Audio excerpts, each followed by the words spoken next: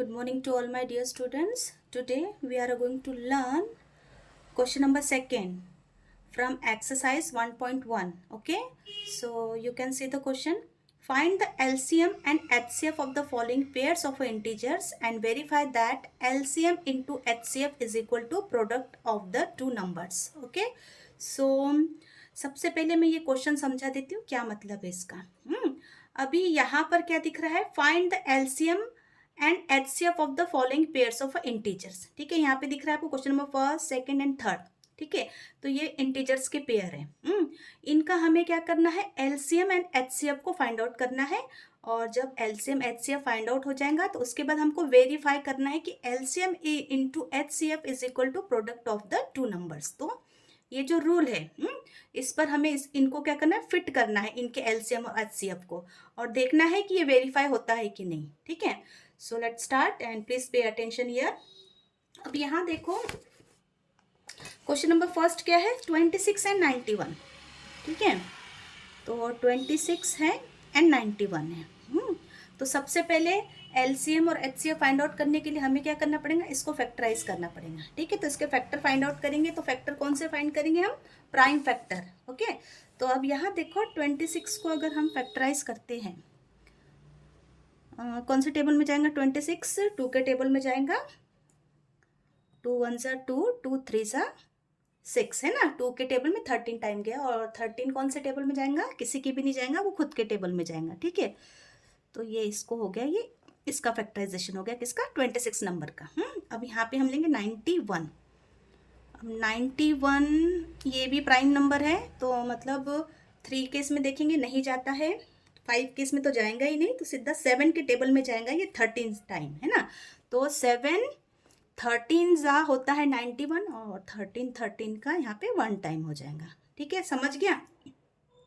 उसके बाद आपको 26 के पूरे फैक्टर लिख लेना है यहाँ पर, 2 इंटू 13। ठीक है, और फिर किसके, 91 के फैक्टर लिखेंगे। यहाँ पे ये दोनों इंटीजर्स के अच्छे से फैक्टर लिखना है, देख के लिखना है, किसी भी चीज़ को रिपीट नहीं करना है और किसी भी चीज़ को कम नहीं करना है। ठीक है, तो 7 इंटू 13।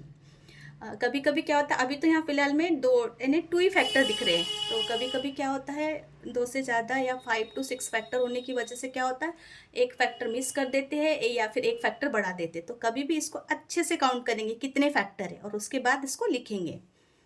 ओके, सो अभी हमारा पहला काम है कि सबसे पहले कॉमन फैक्टर देखेंगे ना, CF का मतलब है common factor.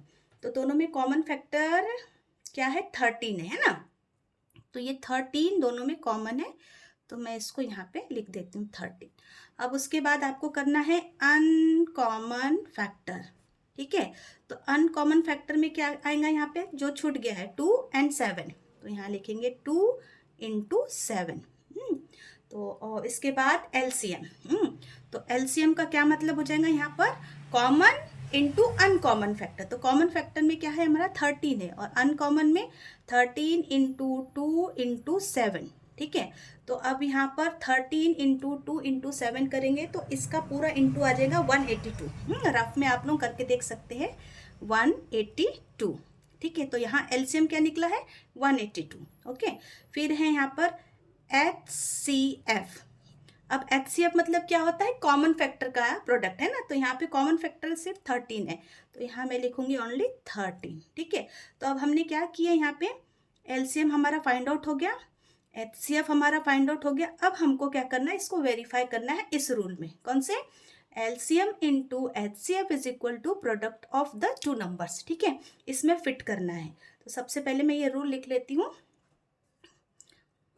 LCM into HCF is equal to product of the two numbers.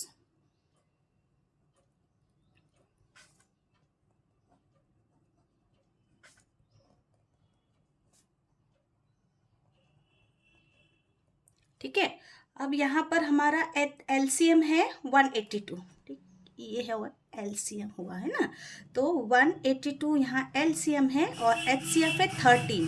ठीक है, और product of the two numbers मतलब ये किसके है, ये LCM HCF कौन से नंबर के है, तो वो नंबर लेना है, वो जो 2 नंबर है यहाँ पे देखो 26 and 91। तो यहाँ पर भी गड़बड़ कर रहे हैं आप लोग।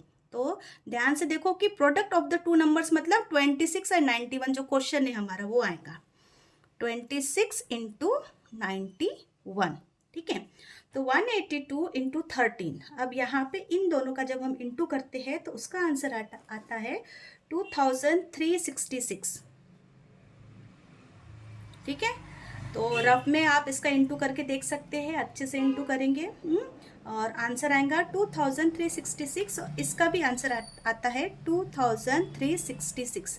अब यहाँ देखो, अभी ये पूरी तरह से यहाँ फिट हो गया और दोनों साइड के क्या है, ये राइट हैंड साइड और लेफ्ट हैंड साइड दोनों साइड कैसे हो गए, इक्वल हो गए।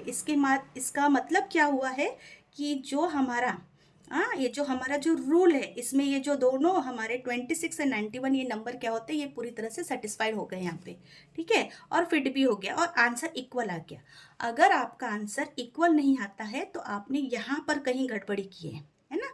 तो वो फाइंड आउट करेंगे और कोशिश करेंगे कि हमारा जो आंसर है ये left hand side and right hand side ये दोनों इक्वल आना है।